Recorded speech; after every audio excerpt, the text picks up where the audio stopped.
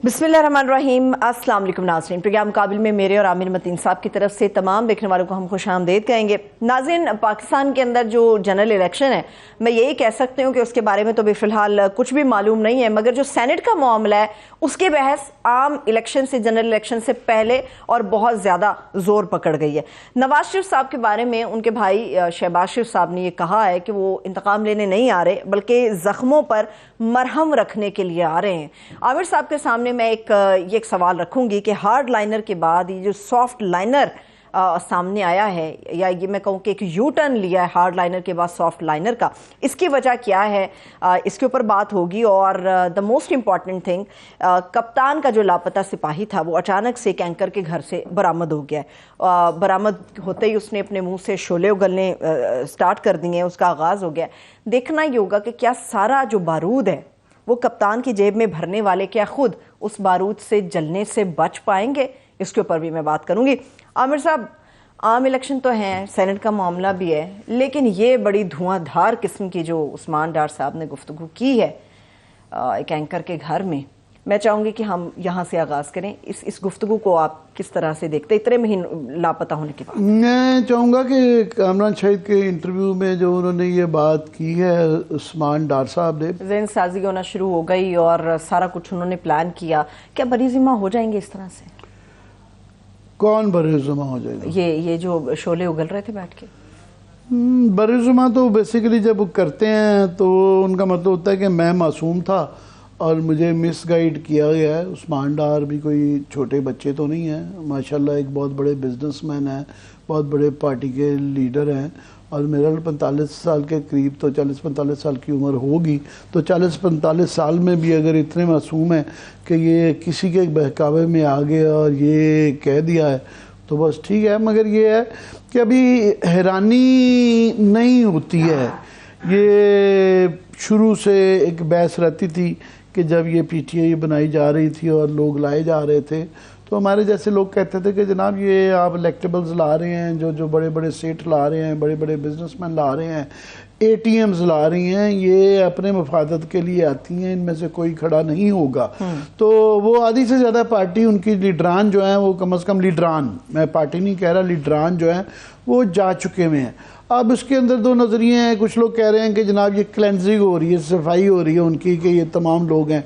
कुछ लोग कह रहे हैं कि जनाब ये बहुत बड़ा झटका लग चुका हुआ है। कुछ लोग कह रहे हैं कि हिस्से बुखरे, कुछ लोगों की बिल्कुल उससे बुखरे वाले भी, बिल्कुल ये भी एक सोच है और कोई इतनी गलत भी नहीं है कि बिल्कुल इसके अंदर टुकड़े आ रहे हैं।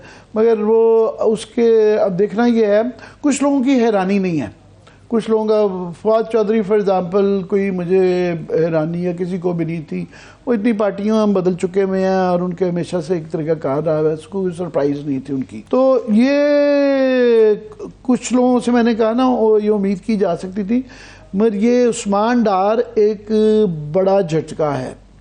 बड़ा धचका इसलिए है कि उस्मान डार ये उस तरह के उनके जो बहुत ही जाले किस्म के हार्ड कोर अग्रेसिव और वर्कर के साथ जो खड़ा हुआ, दलेर और यंगस्टर, एक जो बिल्कुल आप समझ लें कि जो कहा जा सकता है कि एक पीटीआई का जो अलमबरदार, हाँ, उन लोगों में से आता है। तो उसका एक बहुत बड़ा झटका है, ठीक है। और उन्होंने जो कई बातें, उससे मुश्किलात में इजाफा है। ज़ाहिर है उन्होंने सारा 9 मई का इस वक्त केस चल रहा है, साइबर का केस चल रहा है, तो उन्होंने तो सारा कुछ ही जो है इमरान खान पे डाल दिया है।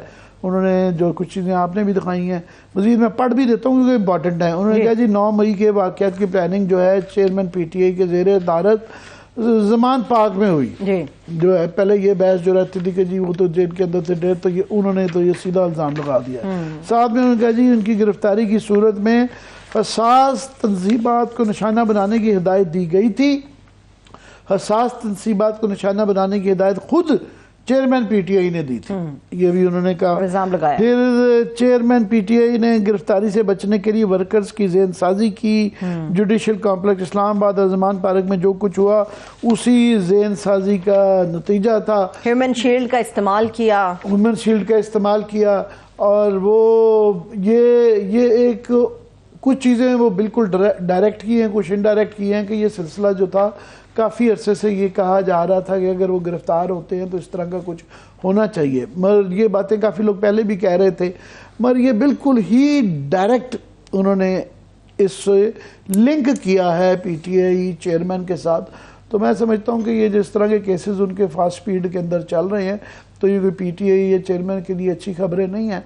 मगर अगेन ये वाली ये तारीख ही इसका फैसला करेगी। मैंने जिस तरह कहा कि ये क्लेंजिंग हो रही है, उनकी सफाई हो रही है या उनका नुकसान हो रहा है। इस पर मजीद आगे भी बात करेंगे। इस वक्त मुस्लिम लीग नून के सीनियर रहनुमा मोहम्मद जुबैर साहब ने हमें ज्वाइन किया। बहुत शुक्रिया सर, थैंक्स सो मच आपके वक्त के लिए। जी बहुत बहुत शुक्रिया जुबैर साहब। पीटीआई के सवाल तो पीटीआई वालों से करेंगे, मैं पहले चाह रहा हूँ कि नून लीग वालों से नून लीग के सवाल कर लिया जाए। एक तो जुबैर हमें ये समझाइए, ये रोज़ काम थक गए हैं कि रोज़ की ताज़ा नई खबर आ जाती है कि आज मुफाहमत करनी है, आज मज़ामत करनी है। तो आज का लेटेस्ट क्या है? राना सनाउल्लाह साहब ने कल फरमाया कि हमने वो अकाउंटेबिलिटी एहतसाब उन लोगों ने से ज़रूर करना है, मगर वक्ती तौर पे अभी नहीं करना। मगर आज शहबाज शरीफ साहब ने कुछ दोबारा बहुत ज़्यादा मुफाहमत की तरफ कहा। उन्होंने कहा जी कोई हमने एहतसाब तसूब नहीं करना, सिर्फ मुल्क और कौम के लिए नहीं करना। आज का लेटेस्ट क्या है? मुफाहमत करनी है कि मज़ामत करनी है? देखें, वो जो उन्होंने इसहाक डार साहब ने बयान दिया था ना अभी 3-4 दिन पहले, जिसमें उन्होंने कहा था मुफाहमत की करने की बात की थी, और उन्होंने ये बिल्कुल क्लैरिफाई किया था वो मियाँ साहब के ऑफिस के बाहर, जाहिर से उनसे मिलने के बाद ही की बात है कि जी हमने अपना जो मियाँ साहब ने अपना केस जो है अल्लाह ताला पर छोड़ दिया। ये 2019 या 2020 में जब भी उन्होंने कहा था। आपको पता है बीच में अभी क्या हुआ? जाहिर है पहले मुज़ाहमत मियाँ साहब ने खुद कहा कि जी हम उनको कैफे किरदार तक पहुंचाएंगे, फिर उसको हम उधर से पीछे हट चुके हैं। तो इसहाक डार साहब ने भी कहा और भी लीडर्स ने, शहबाज साहब ने आज फिर एक जो जलसे में या कॉर्नर मीटिंग में गए थे तो उधर भी उन्होंने कहा, एम्फसाइज किया इस चीज़ को। राना सनाउल्लाह साहब ने जो कहा है, अब एक तो हमारी पार्टी में जाहिर है इतने बड़े बड़े लोग हैं कि वो एक नई चीज़ को खोल देते हैं। मियां नवाज शरीफ की पोजीशन बिल्कुल क्लियर है एंड वो ही पार्टी की पोजीशन है कि हम ये नहीं कि वक्ती तौर पर उसको आगे लेके जा रहे हैं, बट हमने इसको छोड़ दिया इस इशू को कि that is not the issue. और उसकी एक सबसे बड़ी वजह ये है कि डिबेट के बाद इस चीज पर एग्रीमेंट हुआ था कि जी इस वक्त पाकिस्तानी जो पाकिस्तानी है, आम पाकिस्तानी है, उसका इशू क्या है। उस मईशत इस वक्त आमिर, मैं अपनी जितनी भी एडल्ट लाइफ है पाकिस्तान की जो नजर है मेरे पर, इतनी खराब मईशत कभी भी नहीं। मतलब द चैलेंजेस जो इस वक्त हैं वो ऐसे बाकायदा, जिसको आप कहते हैं ना कि उसको अबूर करना एक ऐसा बड़ा मार्का होगा कि वो जितने भी तमगे आप कहें कि वो दिए जा सकते हैं। अब उसमें अगर आप इसको यहाँ ड्रैग करना शुरू कर देंगे कि अगर आपका फोकस उधर होगा बजाय कि 24/7 मईशत की बहाली के ऊपर फोकस करें और पाकिस्तानी अवाम के लिए रोटी सस्ती करें, आटा सस्ता करें, दालें, चीनी और ये वो, इस वक्त महंगाई बुलंद तरीन सतह पर है, तो उसको बेरोजगारी। बिल्कुल आप सही कह रहे हैं, इसकी बिल्कुल वजह समझ आती है। मगर एक बड़ा सिंपल बेसिक सवाल हर एक के ज़हन में है कि मियां नवाज शरीफ साहब वापस जो आ रहे हैं, ये आया किसी डील के जरिए आ रहे हैं या बगैर डील के आ रहे हैं? डील मतलब किसके साथ डील करके आ रहे हैं? डील का ये राना सनाउल्लाह साहब ने जब ये वो कहते हैं कि जनाब उनको वो प्रोटेक्टिव डील मिलेगी तो वो आएंगे, और वो ऑलमोस्ट ये तासर दे रहे हैं कि उनको ये मिल जाएगी। जबकि दूसरा इसका मुखालिफ नज़रिया जो है वो ये है कि वो एक बहरहाल उनका एक लीगल स्टेटस इस तरह का है कि उनको गिरफ्तार होकर अपने आप को सरेंडर करना पड़ेगा। जब इस तरह की बातें करते हैं कि उनको वो इस्तकबाल के लिए किया जाएगा और उनको मीनार पाकिस्तान लिया जाएगा, तो ये तासुर मिलता है कि शायद ये कोई अंडरस्टैंडिंग है। देखिए आमिर, वो उन्होंने आज आना था या महीने बाद आना था या 6 महीने पहले आना था, उनका वो जो स्टेटस, लीगल स्टेटस था, वो तो चेंज नहीं होता, क्योंकि वो यहाँ से जिस सर्कमस्टांसेस से गए थे और उसके बाद कोर्ट्स ने जो भी डिक्लेयर किया वो तो अनचेंज्ड है। अब उनके जो कानूनी मशीर हैं, जो उनसे जब मैं लंदन में था तो उस वक्त मिले भी थे सामने उनसे और मीडिया, अब उसमें उनका सबसे व्यू पॉइंट सबसे इम्पोर्टेंट है और वो व्यू पॉइंट यही है। और जो हो सकता है उनके जो तहफ़्फ़ुज़ात हो वो मुझे नहीं पता, वो और किसी को नहीं पता, बट वो इस चीज पर बैंक कर रहे हैं। बस तो मैंने कहा ना कि कभी तो आना था, ये भी हो सकता था 2 महीने पहले आए। बहुत से लोगों का ये पॉइंट ऑफ व्यू था कि जी एग्जीक्यूटिव तो प्राइम मिनिस्टर उनका अपना भाई है, तो executive dare not do anything उस वक्त।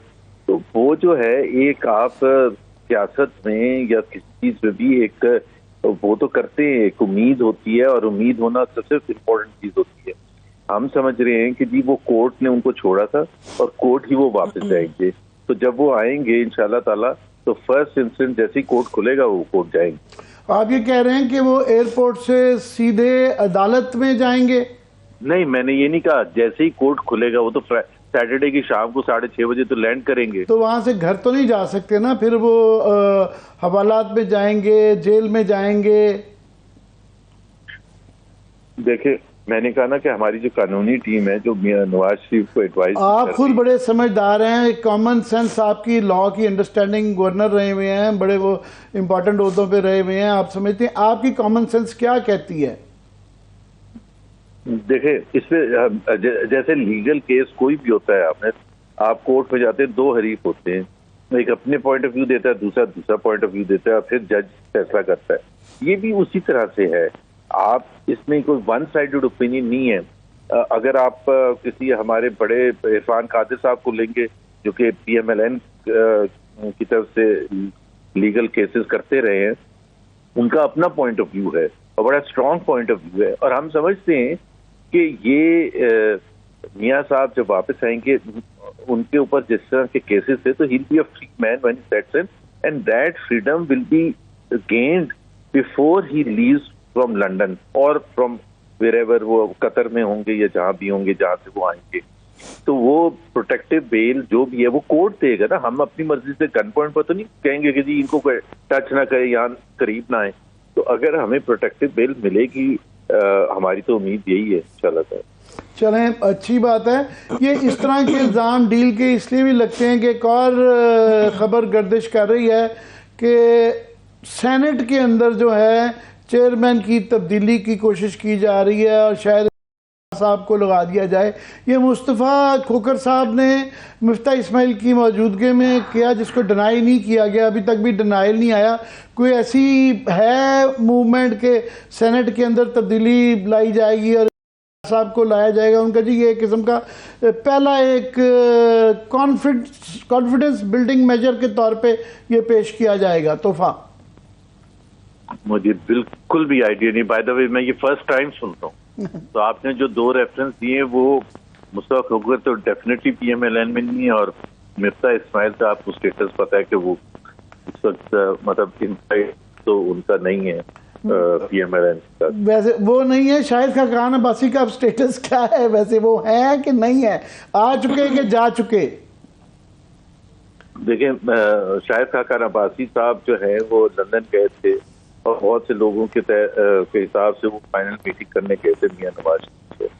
और क्योंकि उन्होंने खुद इशारा दिया है कि वो नई पार्टी बनाना चाहते हैं, या नई पार्टी अगर नहीं भी बनाना चाहते तो एक प्रेशर ग्रुप रखना चाहते हैं जिसमें मिफ्ता इस्माइल, मुस्तफा खोखर, शाहिद खाकान और भी लोग हैं। जाहिर सी बात है वो देखिए, बात तो कोई गलत नहीं करते, वो पाकिस्तान के जो मसाइल है उसके हवाले से ही रेफरेंस देते हैं ना, कि पाकिस्तान में तालीम का निज़ाम, सेहत का निज़ाम, जो मईशत को जिस तरह से हैंडल किया गया है, ये तो सब एग्री करते हैं कि ये जाहिर है जहाँ हमारी मईशत खड़ी है, जहाँ हमारे सोशल इंडिकेटर्स हैं, तो वो तो तबाहकुन है। मतलब लोगों को तो आज भी वर्ल्ड बैंक की रिपोर्ट आई है, हर इदारा हमारी तरफ ये बता रहा है कि जी पूरे रीजन में क्या हमारा अब बहुत से सोशल इंडिकेटर्स में सब सहारन अफ्रीका के साथ कंपैरिजन किया जा रहा है। जुबैर, एक फर्क जो उनका एक इख्तलाफ एक बहुत बड़ा ये है कि नारा अभी जो नया बयानिया नून लीग का है वो है कि 2017 वाला पाकिस्तान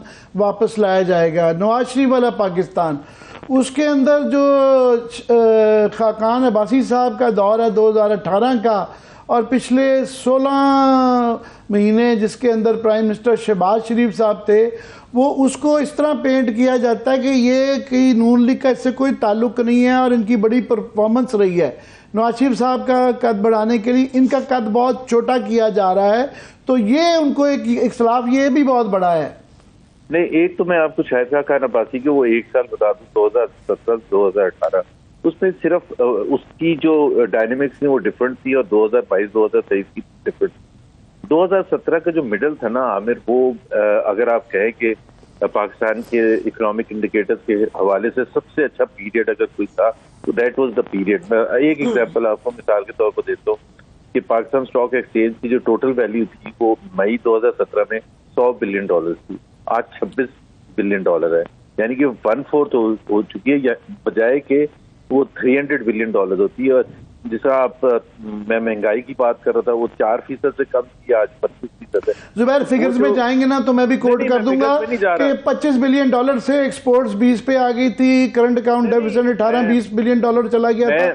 फिगर्स में नहीं, ये नहीं, मैं सिर्फ शाहिद खान, पर आप डिसऑन कर रहे हैं 2018 को। आज शहबाज शरीफ साहब कर रहा हूँ, अच्छा शहबाज शरीफ साहब का मैं सवाल ये रिफ्रेज कर देता हूँ। आज शहबाज शरीफ साहब ने जो तकरीर की, उन्होंने ये कहा, बताया कि लैपटॉप स्कीम, और उन्होंने अपनी दौरे हुकूमत जो 16 महीने का था उसको बहुत एम्फसाइज किया कि हमने तरक्की के नई राहें खोल दी। तो या आप कह लें कि नवाज शरीफ साहब की तरक्की थी या आप कह लें शहबाज शरीफ साहब की तरक्की थी, ये कंफ्यूजन क्यों है?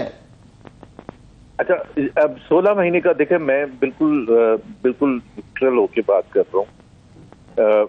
वो जो 2017-2018 की डायनेमिक, वही मैं कहता डिफरेंट। ये जो 2022 से 2023 का दौर था 16 महीने का, इसमें जो इंडिकेटर्स थे वाकई बहुत खराब हुए हैं, जिसमें कोई डिनाई नहीं करता है। हमारा कौन सा लीडर है जो ये नहीं एक्सेप्ट करता कि जी हमने पॉलिटिकल कैपिटल लूज किया? पॉलिटिकल कैपिटल किस वजह से लूज किया? क्योंकि मईशत खराब हुई है, इसी वजह से। ख्वाजा आसिफ की बात सुन लें आप, जिसकी भी बात सुन लें, एहसन इकबाल की सुन लें, जिसकी भी बात सुन लें कि जी हमें बहुत बड़ी पॉलिटिकल कॉस्ट पे की है। अब उसकी वजूहात जो है उसमें जाहिर सी बात है, वो कहते हैं रियासत बचाने आए थे, उसमें उस वक्त भी दो राय थी। एक राय थी कि हमें नहीं ये पढ़ना चाहिए, सिर्फ इस वजह से नहीं पढ़ना चाहिए, जो मेरी राय भी थी। और मैं ये नहीं कि भाई मेरी राय सही थी, बट मैं मियां साहब की, क्या IMF का प्रोग्राम में आप हैं, आखिरी साल है तकरीबन इलेक्शन से पहले, IMF प्रोग्राम का तो मतलब ही होता है कि आपको सख्त तरीन अनपॉपुलर फैसले करने पड़ते हैं। यानी कि आप 30 रुपए पेट्रोल पहले उसमें बढ़ा दिया, फिर 15 दिन बाद 30 रुपए, फिर 24 रुपए, तो ये तो अनपॉपुलर ही होंगे ना। लेकिन मजबूरी है IMF प्रोग्राम। लेकिन ये चॉइस हमारी थी कि हम डिसॉल्व करते और इलेक्शन में जाते, और फिर उसके बाद जाहिर सी बात है वो एक 5 साल का मैंडेट होता, उसमें आप बहुत सी चीजें कर सकते हैं। लेकिन जिस हालात में लिया था उसमें एक्सपेक्टेड था, एटलीस्ट मुझे तो बिल्कुल एक्सपेक्टेशन नहीं थे कि यहाँ से मईशत ऊपर जाएगी, नीचे जाने का था, महंगाई होने का था। महंगाई तो होनी थी, बिजली के नर्ख आपने बढ़ाने थे, और हमने जब हुकूमत छोड़ी है और ली थी, उस एंटायर पीरियड में we were under the IMF programme. अब आप खुद बताएं कि कौन लास्ट ईयर में तो आप खजाने के ढक्कन खोल देते हैं क्योंकि आपने MNA MPS वालों को प्रोजेक्ट डेवलपमेंट के लिए पैसे देने पड़ते हैं। यहाँ IMF कह रहा है कि आप ये नहीं कर सकते, ये नहीं कर सकते, ये नहीं कर सकते। कोई भी अवामी बहबूद के आप कोई भी चीजें, ये सरवत भी कुछ पूछना चाह रही हैं ऐसे गए। मैं मोहम्मद ज़ुबैर साहब से ये पूछना चाह रही हूँ, ज़ुबैर साहब, इलेक्शन के मौसम जब करीब आता है तो जितने भी हिस्से बिखर रहे होते हैं उनको भी इकट्ठा किया जाता है। आप कुछ देर पहले आप और आमिर साहब अब्बासी साहब के बारे में बात कर रहे थे, मेरा सवाल भी उनके हवाले से है। वो लंदन जाके मियां नवाज शरीफ साहब से मिल आए हैं, उनसे मीटिंग कर ली है, मगर उनका शिकवा अपने तई अपनी जगह पर बड़ा दुरुस्त है कि उनकी नवाज शरीफ साहब की वापसी के लिए जितने भी मुशावरत के मराहिल हुए, जितने भी दौर हुए, उसमें अब्बासी साहब को शामिल नहीं किया, बावजूद इसके कि वो साबिक वज़ीर आज़म रहे, बावजूद इसके कि वो नून लीग का दहाइयों से हिस्सा है, बावजूद इसके कि वो बड़े सीनियर सियासतदान हैं। तो क्या वजह थी कि नवाज शरीफ साहब से वो लंदन जाकर मिल आए, मगर आप लोगों ने उनकी नवाज शरीफ साहब की वापसी के मामले में उनसे किसी किस्म की कोई मुशावरत नहीं की, उन्हें शामिल नहीं किया? क्या वजह थी इसकी? ये देखे, मैं ये पार्टी का अंदरूनी मामला है और शाहिद खान साहब खुद, ज़ुबैर साहब आप भी पार्टी के ही हैं, आप भी पार्टी के ही हैं, इसलिए आप नहीं, लेकिन हम कई चीजें जो होती है ना पार्टी की, जो पब्लिक में तो नहीं आप बैठ के वो कहते हैं कि जी इनका कसूर था या उसका कसूर था। मैं तो सिर्फ वजह आपसे पूछ रही हूँ, वजह सिर्फ वजह। चले पब्लिक में जो बताई जा सकती है वो बता दें। वो ये है, सवाल ये है कि 2017 वाला जो ये अगर मान लिया जाए कि बहुत दूध और शहद की नहरें बह रही थी और दोबारा वो दौर सुनहरी लाया जाएगा, तो ये भी साथ में बताया जा रहा है कि इसहाक डार साहब ही दोबारा वो लीड करेंगे इकोनॉमिक टीम को। और तो वो 16 महीनों की आपने भी बता दी, और जो ज़्यादा खराबी हुई वो इसहाक डार साहब के आने के बाद हुई। तो ये कैसे वो सुनहरी दौर लेके आएंगे? इसहाक डार, नवाज शरीफ चले मान लेते हैं अगर कि वो कर लेंगे, मगर इसहाक डार जब लीड करेंगे तो फिर कैसे मामला ठीक होंगे? जी मैं आपको बता देता हूँ। देखिए अभी हमने वो जो 2022 में आए थे उस वक्त आप समझ लें एक ऐसा एक मोमेंट आया था कि हमने हुकूमत में आ गए। ये जो हमारे पास अगले 2-3 महीने हैं, वी आर प्रिपेयरिंग, और ऑन अ सीरियस नोट में आपको बता रहा हूँ, एक इकोनॉमिक एजेंडा है जो कि एक रिफॉर्मिस्ट है इन नेचर। क्योंकि जिस तरह मैं पहले कह रहा था, जो हमने इश्यूज को रिजॉल्व करना है, कुछ ऐसे हैं जो कि मतलब मिसाल के तौर पर मैं अंदरूनी बात ये बता दूं कि एक मैंने रेज किया कि जी जिस तरह कोई एक ऐसी कंट्री है जो डेवलपिंग कंट्री से डेवलप्ड कंट्री बनी without investment in education, without controlling population control, without ensuring clean drinking water, without ensuring health care system, public transportation, आवाम के जो मसाइल है, थाना कचहरी कल्चर, उसके अलावा जो इकोनॉमिक एस्पेक्ट्स हैं, जिस तरह आपके कि आपने जो भी फिस्कल डेफिसिट और वो तमाम चीजें किस तरह से आपने करना है, आपने कैसे जनरेट करनी है इकोनॉमिक एक्टिविटी बगैर एक बैलूनिंग करंट अकाउंट डेफिसिट के, या वो जो नेगेटिव एस्पेक्ट होता है उसका।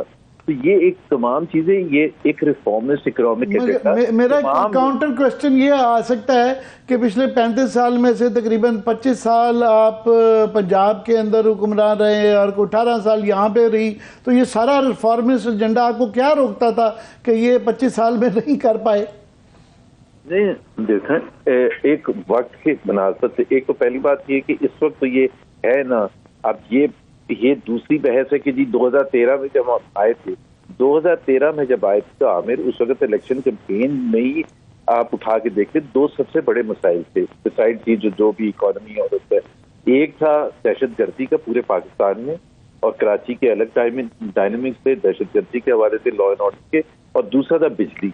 ये बड़े मसाइल थे, इस पर फोकस किया था। नहीं, मैं तो 35 साल के कैनवस में पूछ रहा हूँ, जो 25-28 साल आप लोग पंजाब में रहे, तो पंजाब आगे से कोई नहीं कहता कि आगे गया है वो, अच्छा, या वहीं खड़ा है या पीछे गया है। नहीं। अच्छा देखिए, इसकी हर हुकूमत की एक्सप्लेनेशन तो नहीं देंगे आपके 98 में ये हुआ, 93 में ये हुआ। नहीं, मैं ये नहीं कह रहा, मैं बड़ा एक सिंपल सा आपको टेस्ट बता रहा हूँ, बड़ा सिंपल सा टेस्ट बता रहा हूँ। आप पंजाब में हुकूमत के हवाले से बात कर रहे हैं, शहबाज शरीफ कराची में खड़े होकर ये कह सकते हैं आज कि कराची वालों मुझे वोट दो, सिंध वालों मुझे वोट दो, मैं कराची को लाहौर की तरह बना दूंगा। क्या बिलावल भुट्टो या जरदारी साहब लाहौर में खड़े होकर ये कह सकते हैं कि लाहौरियों मुझे वोट दो, मैं आपको लाहौर कराची की तरह बना दूंगा? उनके मुतालिक भी यही शिकायत है कि वो भी इतने 35 साल में मोर और लेस आपका उनका मुकाबला है। माय क्वेश्चन लास्ट क्विकली, मुझे इशारा कर रही हैं क्विकली, जो मैं चाह रहा हूँ कि लोग जो गवर्नमेंटें होती हैं, इसका भी जवाब दे लीजिएगा, एक्सप्रेशन दे लीजिएगा, बट साथ में कि जब पार्टियां नए फेज में इलेक्शन आती हैं तो उसमें बताया जाता है कि हमें लोग ज्वाइन कर रहे हैं, फलाना हैवीवेट भी आ गया। यहाँ सूरत हाल है कि लोग आपके शायद खान अब्बासी बहरहाल आपके प्राइम मिनिस्टर थे, छोटे याद में नहीं है, 35 साल से पार्टी के साथ थे, वो जा रहे हैं। मिफ्ता इस्माइल आपने कहा वो जा चुके हुए हैं, तो यहाँ तो लोग आने की बजाय जा रहे हैं। अच्छा, पहली बात तो मिफ्ता इस्माइल का मुझे नहीं पता, मैंने ये कहा था मुझे नहीं पता कि वो जा चुके हैं ऑफिशियली या अभी है। आई मीन फ्रैंकली स्पीकिंग, बहुत से लोग ये पूछते हैं तो वो तो खुद एक्सप्लेन करेंगे, लेकिन हाँ वो नाराज हैं, बिल्कुल कटे हुए हैं पार्टी इसी तरह से शायद का अब्बासी। और ये मेरा अपना ज़ाती ख्याल ये है कि इस वक्त ये जो सारा वो है कि जी कौन कौन सी पार्टी में आएगा, एक तो 2 नई पार्टी बनी थी, बहुत से लोग उसमें चले गए। पीटीआई वाले ज्यादा कंफर्टेबल फील करते हैं कि वो जहांगीर तरीन के साथ चले जाएं या परवेज खटक साहब के साथ चले जाएं।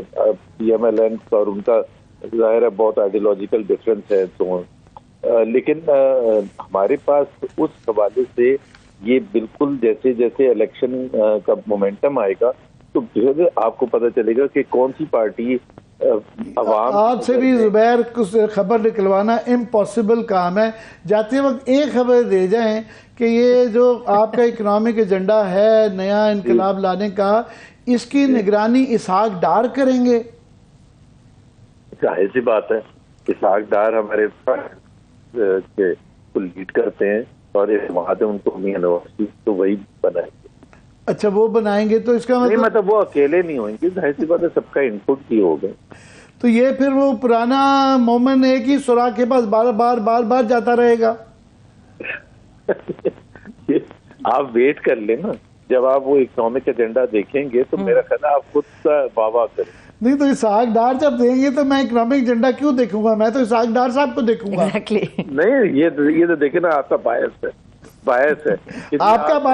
आपका बायस है कि नहीं है? नहीं देखें, ये तो कभी भी नहीं होना चाहिए ना कि जी आप किसी को मौका देने के लिए तैयार ही नहीं है। वो आप एजेंडा तो देख लेना, उसके बाद आप ये क्वेश्चन रेज कर सकते हैं कि जी ये एजेंडा तो बड़ा अच्छा लग रहा है, बड़ा जबरदस्त है, लेकिन क्या इसमें आपके पास टीम है जो डिलीवर कर सकेगी? वो आपका फिर क्वेश्चन होगा। तो first phase is have a look at our economy. आपका पिछली दफा मैं इसकी लास्ट बात कर दूं कि पिछली दफा आपका एजेंडा, आपका नारा ये था कि हमारे पास टीम है, हमारे पास सीनियर लोग मौजूद हैं, तजर्बाकार लोग मौजूद हैं। अब आप उल्टा कह रहे हैं कि हमारे पास जो है ना ये एजेंडा मौजूद है, लोगों के मतलब बाद में बात कीजिएगा। बहुत बहुत शुक्रिया। नहीं, सारे तो नहीं थे उस टीम में, जाहिर है ये इतनी बड़ी कोalition गवर्नमेंट थी, 13 पार्टी थी, तो बहुत अच्छे लोग बाहर भी थे। चलिए फिर दोबारा से जहमत जरूर देंगे। जुबैर साहब को बहुत शुक्रिया, थैंक्स सर आपके वक्त के लिए। आमिर साहब पॉलिटिकल डिबेट को भी आगे बढ़ाएंगे, मेरा ख्याल एक छोटा सा वक्फा ले लेना चाहिए, ब्रेक लेते हैं, ब्रेक से वापस आएंगे तो गुफ्तगू का सिलसिला यहीं से आगे बढ़ेगा। हमारे साथ रहिए।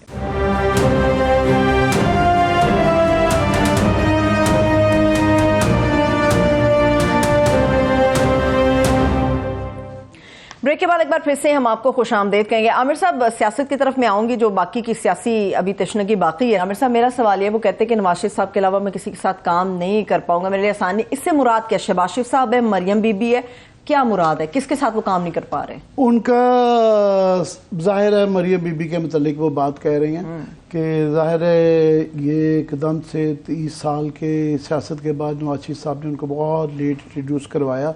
वो एक हकीकत है, वो पार्टी की अभी मैस्कॉट हैं और जो है उसकी मेन सेलिब्रिटी हैं। और बाकी सारे जो अंकल्स हैं ना, बेनज़ीर साहब को भी अंकल्स के सामने करना पड़ा था, या अंकल्स फारिग हो गए थे या अंकल्स ने समझौता कर लिया था। तो नून लीग के कुछ अंकल हैं, फॉर एग्जांपल अंकल निसार ने तो बिल्कुल पहले दिन से ही कहा था कि मैं इनका बैग उठा के नहीं चलूँगा। तो उसके बाद बाकी जो अंकल्स हैं, Khwaja Asif uncle, Saad Rafique uncle, Ehsan Iqbal uncle, Parvez Rashid तो डियरेस्ट अंकल, तो उन्होंने सब अंकल्स ने समझौता कर लिया है और वो बिल्कुल इसलिए उनको नहीं है। शाहिद का कहा ना बासी साहब को, एक तो इस पे बहुत ज़्यादा, हालांकि उन्होंने बहुत ये मानना पड़ेगा कि जब वो प्राइम मिनिस्टर बने थे तो वो वर्चुअली नाम के प्राइम मिनिस्टर थे। उनको जो है फवाद हसन फवाद ही उनका सेक्रेटरीट चलाते थे। वो अपने घर में रहे थे, वो पीएम हाउस में भी नहीं गए थे और प्रोटोकॉल भी नहीं लेते थे। उसके बावजूद जो है उनको बहुत ज़्यादा अंडरमाइन किया गया। एक तो ये है कि उनके लिए बड़ा मुश्किल है कि ये वो अंकल बनने के लिए ना सेरेमोनियल अंकल नहीं बनना चाहते, राजी नहीं हुए। वो एक चाहते हैं कि उनको एक जो उनकी ड्यू रिस्पेक्ट है 35 साल से वो हैं, वो एक चाहिए। दूसरा, उनको अंडरमाइन किया गया है कि ये जो मैं पहले बात कर रहा था, जुबैर साहब काबू नहीं आ रहे थे कि 2017 की जब आप कहते हैं 2017 तो भाई 2018 में आप ही के प्राइम मिनिस्टर थे, आप ही की हुकूमत थी, आप ही के फाइनेंस मिनिस्टर थे। तो वो उनको आप उनकी बेइज्जती कर रहे हैं, उनको अंडरमाइन कर रहे हैं, ये कह रहे हैं कि वो नालायक थे और वो नहीं परफॉर्म कर सके। और तीसरा ये कि इसी वजह से उनकी इस खामोशी, उन्होंने इससे पहले बयान नहीं दिया था पर उनको मशावरत से बाहर रखा गया बड़ी बड़ी चीज़ों में। एक प्राइम मिनिस्टर पीपल्स पार्टी में जो भी देखें, जो भी उनकी मीटिंग होगी, वो परवेज अशरफ को, यूसुफ रज़ा गिलानी को, साबिक वज़ीर आज़म है, एक प्रोटोकॉल होता है, वो हमेशा वो रिस्पेक्ट देते हैं, चाहे आप जूनियर भी हो या तो जूनियर नहीं, 35 साल हो गए हैं, मगर आपके जो है नवाज शरीफ के अलावा जो है शहबाज शरीफ के अलावा पल्ला ही समझा जाएगा, वो वज़ीर आज़म है भाई ये, तो आपको उनको वो स्टेटस देना पड़ता है, प्रोटोकॉल का तकाजा होता है, एक वैसी इज्जत नफ्स का तकाजा होता है, तो उनकी एक किस्म की बेइज्जती की जा रही है। मगर मैं ये ज़रूर कहूँगा कि मुस्तफ़ा नवाज इसमें बहुत क्लियर हैं, उन्होंने अपनी पार्टी छोड़ी तो वो अब खुल के बताते हैं कि पीपल्स पार्टी की ये खराबियां हैं, पीपल्स पार्टी ये चीज़ें से मेरे इख्तलाफात थे, और उन्होंने पार्टी भी छोड़ दी, उन्होंने जो है सेनेट भी छोड़ दी, और वो खुल के बताते हैं कि क्या है इनके कन्फ्यूजन्स हैं। ये नहीं होता है कि आप कहें कि नवाज शरीफ मेरे लीडर थे, हमारा 35 साल का ताल्लुक था, ये इफ्स एंड बट्स नहीं होते हैं। जब आप छोड़ते हैं तो ये कन्फ्यूजन नहीं होते, या आप होते हैं या नहीं होते हैं। उन्होंने लिख दिया कि आप जा चुके हैं, आप जितना आप टाइम ज़ाहिर करेंगे इस अपने अखलाकी तकाज़ों में गुम हो के, इज़्ज़त नफ्स के मामलात में कि नहीं देखें अच्छा नहीं लगता यूँ बात करते, तो ऐसे नहीं होता। भुट्टो साहब ने जब ये यूब खान के साथ वो काम किया था, जब उन्होंने स्टांस लिया था ताशकंद के बाद, तो वो वापस खड़े हो गए थे, फिर या तख्त या तख्ता यूब खान रहेंगे या भुट्टो साहब आएंगे, ऐसा ही हुआ है। माजी में भी ये एक बड़ा बुनियादी जो ना लेसन ऑफ हिस्ट्री है, ये सियासत का एक तकाजा होता है, ये आप दरमियान में रहें, ये फैसला आप कर लें, अगर जो भी है वो अलग बात है कि इस पार्टी का क्या स्कोप होता है, बिल्कुल इलेक्शन सर पे आ गए हैं, कौन ज्वाइन करता है क्या नहीं करना, ये बहस है। मगर कम से कम इस्तेकाम पार्टी से और बाकी उनसे ये फिर भी एक क्रेडिबल टोला है, और ये कुछ बातें जो कर रहे हैं वो काफ़ी लोग ये वाली बातें ज़रूर कर रहे हैं। बातों में वजन है कि यार सिस्टम के मुताबिक जो है ना सबको मुफाहमत से कुछ ना कुछ चार्टर बनाना पड़ेगा, तो इस तरह की बातों में कुछ लोग हैं जो इनकी तरफ इंटरेस्टेड हैं, मगर ये अपने कन्फ्यूजन दूर कर लें पहले। बिल्कुल, इनकी कन्फ्यूजन की बात में करने जा रही थी आमिर साहब। मुस्तफ़ा नवाज खोखर साहब कह रहे थे कि यही वक्त है, हमें पार्टी अपनी लॉन्च करनी चाहिए। अब्बासी साहब का ख्याल है कि आफ्टर इलेक्शन अपनी पार्टी लॉन्च करनी चाहिए। ऐसा लगता है अब्बासी साहब कोई रास्ता अभी भी फेस सेविंग का देख रहे हैं? तीन लोग हैं, वही आपस में फैसला नहीं कर पा रहे कि अब करना है, कब करना है, छोड़ना है नहीं छोड़ना। मिफ्ता इस्माइल का इस तरह जुबैर अभी फरमा रहे थे कि पता नहीं यार वो पार्टी में हैं या नहीं है। वो भी इफ्स एंड बट्स से शुरू करते हैं कि देखे ना वो जो है मेरा उनसे बड़े अच्छे तल्लुकात हैं, वो सागडार भी अच्छे आदमी हैं, मगर देखे मेरे मतलब बुरी की। तो ये बच्चों में होता है, स्कूल के अंदर कहा जाता है कि मिस इन्होंने मुझे ना तंग किया है मगर इनके अबू बड़े अच्छे हैं, तो ये नहीं होता। ये सियासत है। आप आपके किसी के साथ आइडियोलॉजिकल सियासी डिफरेंसेस होते हैं, फिर आप उसका बरमला इजहार करते हैं कि ये मेरे इनसे इख्तलाफात थे, इसकी वजह से मैं लैदा हो रहा हूँ और इस बुनियाद पे मैं मुखालफत की इनकी जो है ना सियासत करूंगा, और खुल के बोलना पड़ता है। अच्छा, खुल के बोलने से याद आया, कप्तान की हमशीरा भी बहुत ज़्यादा खुल के बोली हैं, और उन्होंने जो हमारे प्रेसिडेंट साहब हैं अलवी साहब, उनके हवाले से भी बताया कि बड़ी मायूसी है उनके हवाले से। क्या ख्याल है? उनका एक क्लिप भी हमारे पास मौजूद है। जी प्रोड्यूसर साहब, पहले वो क्लिप दिखाते, वापस आके इस पर डिबेट करते हैं। इमरान खान ने अफसोस का इजहार किया, मायूस से, कि प्रेसिडेंट साहब ने अपना वो किरदार अदा नहीं किया जो उनकी आइन के मुताबिक ड्यूटी थी कि इलेक्शन अनाउंस करें। उस पे वो बहुत दुखी थे। उनका ख्याल था कि ये हमारे प्रेसिडेंट को ये इतना अहम वक्त अपनी कौम के लिए उनको खड़ा होना चाहिए। आमिर साहब, बहुत हद तक तो ये शिकवा जायज है अपनी जगह पे। ये इस बयान की अहमियत ये है कि ये अलीमा खान जो कि पीटीआई चेयरमैन की बहन हैं, ये उन्होंने कहा है, और वो मिल के आई थी। मगर उससे पहले ये बेतहाशा लोग कह रहे थे, it was written on the wall, बड़ी ऑब्वियस सच्चाई थी। ये हम भी कहते रहे और बेतहाशा कहते रहे, और नज़र आ रहा था कि ये इनके जो 2-3 चीज़ों के अंदर जो बहाने थे, क्लियरली वो पीटीआई से दूर जा चुके हुए थे, और वो बच बचा के दोनों पार्टियों को खुश करने की कोशिश कर रहे थे। एक तो ये कि ये जब इलेक्शन की डेट देने की बजाय आप कहें कि इलेक्शन कमीशन जो है अदालत से पूछ ले कि कब डेट देनी है, तो वो एक तो ये टाला। फिर दूसरा उन्होंने वो जो 2 बिल्स थे जो कि कानून बन गए कि उसमें कि जी ओहो 10 दिन से, ये हो सकता है इतने अहम किस्म के बिल हों, आपके सेक्रेटेरिएट में पड़े हों, और दूसरे में तो एक में तो 10 दिन हो गए थे, वो उनको पता नहीं था कि वो आए हुए हैं, और वो कह रहे हैं कि मैंने तो पुटअप ही नहीं किए, मैंने पास ही नहीं किए। तो वो भी एक बहाना था, उनके अंदर हिम्मत नहीं थी उनको अपोज करने की, और अगर नहीं हिम्मत थी तो इकरार करने की हिम्मत भी नहीं, वरना कह देते कि मुझे उसमें कोई एतराज़ नहीं था। वो तो ये जो दरमियानी रास्ता उन्होंने इख्तियार किया हुआ था, ये मैं समझता हूँ इसके अंदर थोड़ा सा एक सख्त लफ्ज़ है, मगर सियासी मुनाफकती में ही कही जा सकती है कि ये मैंने कहा ना कि कुछ लोग हैं जो जिनसे ये उम्मीद की जाती थी, ज़ैदी साहब से यही उम्मीद की थी जो किया, फवाद चौधरी साहब से भी मोरलेस से एक्सपेक्ट किया जा सकता था। वो उस्मान जो है बुज़दार के मतलब तो शुरू डे वन से बच्चा कह रहा था कि ये यही करेंगे।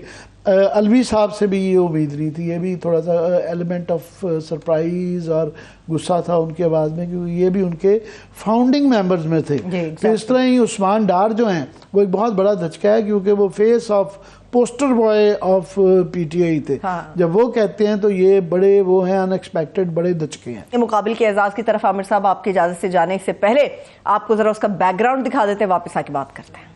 सरोगेट स्पॉन्सर्स, वो ये है कि आप जाली जो है ना मिलते जुलते नाम से, तो ये एक इस वक्त 5-6 कंपनियां हैं, 5-7 कंपनियां हैं। ये पीएसएल खुद भी, उन पीएसएल की भी स्पॉन्सर्स हैं, और ये बाकी 4 के करीब जो है ना फ्रेंचाइजीज की भी हैं। अच्छा। 4 के फ्रेंचाइजीज की भी हैं। फॉर एग्जांपल दफा बेट, मतलब वो जुए की कंपनी है। एक X1X बेट, दफा बैट से ना वो दफा न्यूज़ हो गई है। IX बैट जो है वो IX बैट स्ट्रॉन्ग, वो जो स्पोर्टिंग लाइंस में कन्वर्ट हो गई है। पीसीबी जो कि गवर्नमेंट का ही अदारा है, पीसीबी इसको सुपरवाइज कर रहा है, और पीएसएल के अपने इश्तिहार जो चल रहे हैं वो तमाम जो बैटिंग कंपनीज थी उन्होंने लोगो तकरीबन वही रखे हुए हैं। कंपनियों को क्या ब्लेम करेंगे आप, कंपनियों को भी किया जा सकता है, मगर जब पीएसएल खुद कर रही है, पीसीबी के अंदर नजम सेठी साहब अपनी निगरानी में ये सारा कुछ करवा रहे हैं, और आपने स्टेट बैंक का जिक्र किया कि उन्होंने ये इनकार किया कि हम इसकी स्ट्रिक्टली ममानत करते हैं, मगर वो उनकी आंखों के नीचे तमाम बैंक्स जो हैं, तकरीबन काफ़ी सारे बैंक, वो इजी मनी और सारे अपने सहूलतकार बने हुए हैं इस सारे काम को। ये पूरा बैकग्राउंड आमिर साहब जी, ये मैं क्विकली बता देता हूँ कि टाइम थोड़ा है, इसकी कल तफसील हम बताएंगे कि ये बड़ी अच्छी बात है। 8 माह लग गए कि पाकिस्तान के अंदर बड़ी खामोशी से जो पिछला पीएसएल हुआ, तो तमाम इश्तिहार जो दिखाई दे रहे थे ये जुए की कंपनियां हैं, ये मुख्तलिफ नामों से आ रही थी, इनके ही इश्तिहार चल रहे थे। सिर्फ ये प्राइवेट उस चैनल्स पे नहीं चल रहे थे, ये पीसीबी जो कि गवर्नमेंट है और पीटीवी जो कि गवर्नमेंट है उस पर चल रही थी, और ये ज़्यादातर इनकी मुनाफाखोरी वहीं से हो रही थी। और क्रिप्टो करेंसी के भी इश्तिहार चल रहे थे। अभी क्रिप्टो के मतलब तो अनाउंस नहीं किया गया, इसके मतलब कल बताएंगे कि क्यों नहीं किया गया, मगर बाकियों के मतलब वजारत इत्तलात ने बड़ी सख्त किस्म की इंस्ट्रक्शंस दी हैं। और ये इंपॉर्टेंट इसलिए है कि ये वर्ल्ड बैंक शुरू हो रहा है और ये दोबारा इश्तिहार शुरू हो जाने थे, तो उन्होंने इसका नोटिस ले लिया है कि सट्टेबाज कंपनियां जो मिलते जुलते नामों से पाकिस्तान में ऑपरेट कर रही थी उन सबको उन्होंने बंद कर दिया है। तो उसके बाद जी उन्होंने कहा जी पैमरा, क्रिकेट बोर्ड, फ्रेंचाइजीज, ये सरोगेट कंपनियां कहलाती हैं जो मिलते जुलते नामों से होती हैं, इनकी एडवर्टाइजमेंट कोई नहीं चलाएगा, और इनके मुआहदे जो जिस किसी ने भी किए हैं वो मनसूख किए जाएंगे। बस अभी लोगों को यहाँ तक कल इसकी हल्का खेज किस्म की बाकी की सारी मालूमात भी पहुंचाएंगे आप तमाम लोगों तक। मुझे इजाजत दें, अपना ख्याल रखें, खुदा हाफिज।